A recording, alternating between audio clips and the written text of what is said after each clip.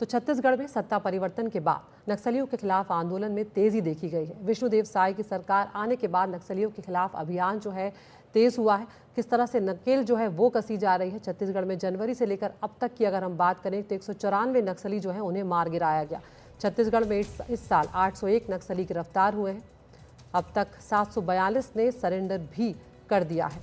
छत्तीसगढ़ सरकार ने विकास का अभियान चलाया और गांव-गांव तक ये अभियान जो है वो पहुंच रहा है। सरकार ने नक्सलियों के वित्तीय पोषण को रोकने में एक बड़ी कामयाबी यहां पर हासिल की है। केंद्रीय गृह मंत्री अमित शाह ने आज नक्सल पीड़ित राज्यों के मुख्यमंत्रियों और बड़े अधिकारियों के साथ बैठक करके वहां की सुरक्षा हालात की समीक्षा की है। इसमें नक्सल पीड़ित 8 राज्यों आंध्र प्रदेश, छत्तीसगढ़, बिहार, झारखंड, तेलंगाना, ओडिशा, महाराष्ट्र और मध्य प्रदेश के मुख्यमंत्री शामिल हुए।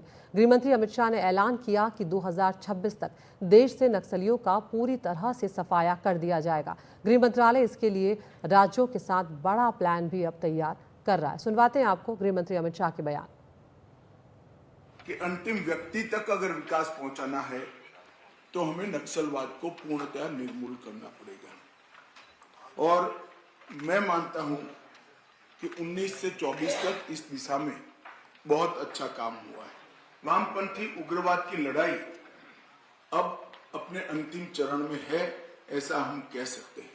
और मैं विश्वास के साथ आप सभी को बताना चाहता हूं कि 2026 मार्च तक आप सभी के सहयोग से ये देश दशकों पुरानी समस्या से मुक्ति पा लेगा। आज बूढ़ा पहाड़, चक्रबंदा, भीमबांध, ऐसे बरमसिया, ऐसे कई क्षेत्र आज वामपंथी उग्रवाद से मुक्त हो गए। के विशेष बलों ने भी बहुत अच्छा परफॉर्मेंस सभी राज्यों में बताया है और हेलीकॉप्टर के प्रावधान से हमने हमारे जवानों की शहीदगी की संख्या को भी बहुत कम किया है।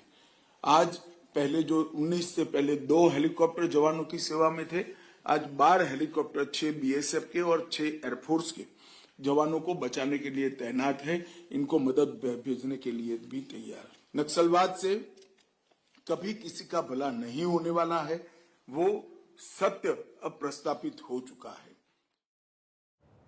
हमारे साथ हमारी सहयोगी नीता शर्मा जुड़ गई हैं। नीता, 8 राज्यों के मुख्यमंत्री जो नक्सल प्रभावित राज्य हैं, वहाँ के मुख्यमंत्रियों से अमित शाह ने जब बातचीत करी है गृह मंत्री ने, तो मार्च 2026 की डेडलाइन भी उन्होंने एक तरह से यहाँ पर रख दी है। क्या रणनीति यहाँ पर हमारे सुरक्षा बल जो है आगे अपनाते हुए नजर आएंगे?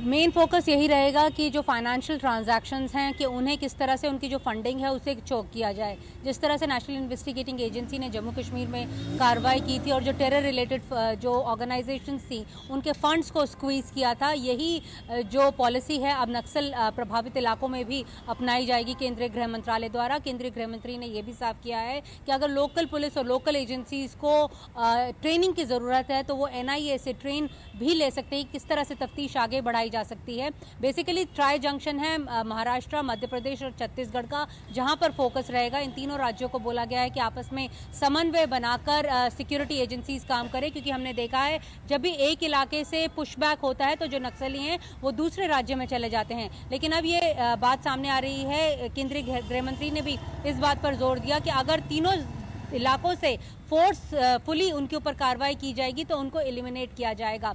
पिछले 2010 से 2024 तक बताया जाता है कि 72% नक्सल इंसिडेंट्स पे कमी आई है और 86% जो है वो जो है नक्सल जो ऑपरेशंस हैं उनमें कमी आई है। तो लगातार ये जो निरंतर काम कर रही है भारत सरकार और सिक्योरिटी फोर्सेस, उनका नतीजा अब ग्राउंड पर भी नजर आ रहा है। बहुत बहुत शुक्रिया नीता इस तमाम जानकारी के लिए। तो जिस तरह से नीता बता रही हैं कि आर्थिक जो उन्हें मदद मिल रही है, अगर उस पर नकेल कस दी जाए तो नक्सली जो है उनका खात्मा होना तय है।